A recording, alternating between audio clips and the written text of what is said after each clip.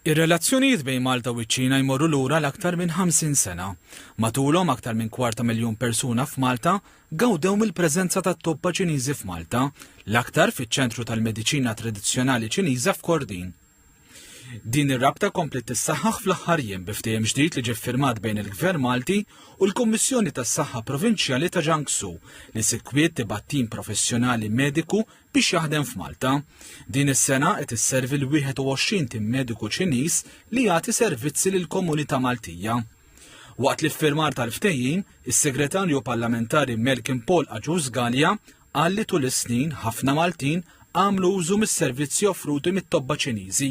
Issa permezz dan il-ftehim li għamilna wkoll mal-Anzjana Attiva u Kura fil-Komunità qegħdin naraw li dawn it-tobba Ċiniżi ġoffru tagħlim, joffru għarfien ġewwa ċ-ċentri tal-Anzjana Attiva sabiex l-anzjani tagħna apparti li jitgħallmu u metodi differenti kif jistgħu jieħdu ħsieb tagħhom infushom anke permezz tal-ikel, imma fl-istess waqt ukoll jaraw li jkunu jistgħu jkollhom għarfien fuq dan il-metodi tradizzjonali Ċiniżi sabiex ikunu jistgħu ħsieb iktar saħħithom.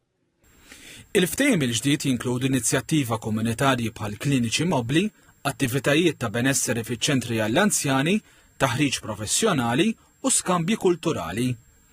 Is-Segretarju Permanenti Dr. Renzo De Gabriele spjega li dan il-ftehim se jsaħħaħ il-kwalità tal-kura li tingħata lill-anzjani kemm il-perspettiva fiżika, soċjali u mentali.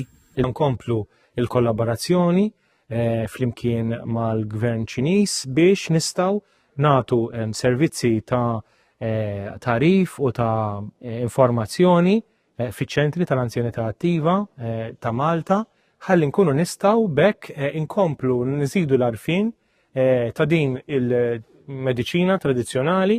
Is-Segretarju Parlamentari temm jgħid li l-Gvern qed iħares għal aktar kollaborazzjonijiet bħal dawn.